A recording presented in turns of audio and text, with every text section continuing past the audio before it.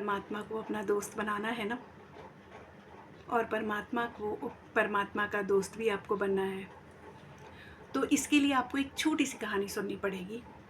मतलब सुननी चाहिए ही, तभी आप इस चीज़ को समझ पाएंगे। एक ग्वालन होती है जो कि रोज़ दूध लेने जा रही होती है, और वो रोज़ इस नदी से उस पार दूध लेने जाती है।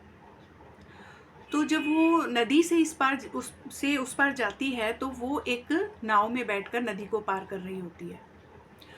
तो एक दिन वो देखती है कि एक साधु महाराज ना एक सत्संग कर रहे हैं, जिस सत्संग में वो बहुत अच्छी-अच्छी बातें बता रहे थे, और वो बोल रहे थे कि परमात्मा को अपना दोस्त बनाना है या परमात्मा के साथ अपना एक रिश्ता जोड़ना है, तो उनको अपने साथ लेकर चलो। उनको ये सोचो कि वो हर पल आपके साथ हैं, आपकी हर मुश्किल में वो आपके साथ हैं, और एक दोस्त की तरह, एक अपने जो मेंबर होते हैं, फैमिली मेंबर की तरह ही उनको मानो। वो उस सत्संग को इतने गहराई से सुन रही होती है, और उसने अपने मन में वो चीज़ उतार ली होती है। वो रोज़ सत्संग में कुछ ना कुछ ऐसी अच्छी बातें सुनकर जाती है। एक दिन उसे सत्संग सुनते-सुनते बहुत देर हो जाती है, और उसकी जो नाव थी वो चली जाती है।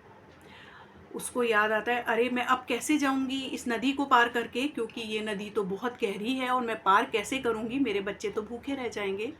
तो वो ये सोचते हुए भगवान को याद करती है और बोलती है कि श्री कृष्णा, आप मेरे साथ चलो ना, आप मेरे साथ चलोगे तो मैं वो नदी पार कर लूँगी, आप मेरे साथ ही हो ना।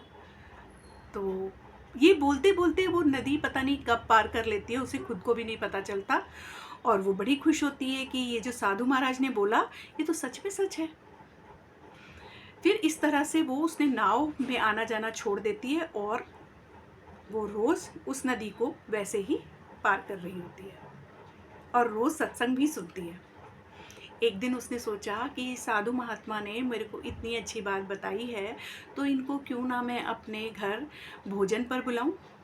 और वो ये सोचकर उनसे बोलती है कि महाराज जी, आप मेरे घर आज भोजन पर चलिए। तो वो बोलते हैं ठीक है।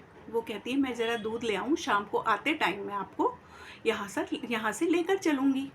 वो बोलते हैं ठीक है पुत्री।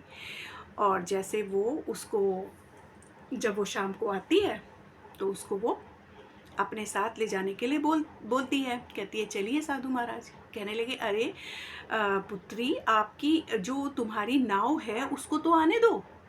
तो वो बोलती है कि नहीं, नाव में तो मैं नहीं जाती हूँ, मैं तो रोज़ ऐसे ही पानी पर चल के जाती हूँ। साधु महात्मा की आंखें फटी की फटी रह जाती हैं, और वो सोचते हैं कि ये कैसी बात कर रही है।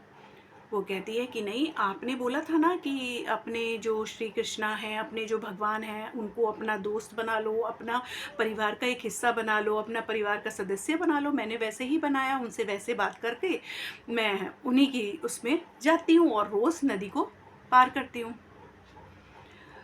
तो वो जो साधु महात्मा थे ना, वो उसके चरणों में गिर गए और कहने लगे, हम तो सिर्फ गुरु हैं, आपको शिक्षा दी है, और आपने तो सच में ही उस शिक्षा को अपनाकर भगवान को अपना मित्र बना लिया। तो मेरा कहने का मतलब सिर्फ इतना है कि सब लोग हमें एक शिक्षा देंगे कि आप ऐसे कर लो, ये कर लो, आप इस तरह से कर लो। गुरु हमें सिर्फ शिक्षा देंगे, उसको मानना ये हमारा काम है, उस पे चलना ये हमारा काम है। तभी हम इस पार से उस पार जा सकते हैं। क्योंकि अगर हम उसमें थोड़ा सा भी संदेह करते हैं ना, सोचते हैं कि ये कैसे होगा, क्या होगा, तो नहीं होता है। इसीलिए आप परमात्मा को ना अपना दोस्त बनाकर चलिए, वो आपको कभी भी धोखा नहीं देंगे।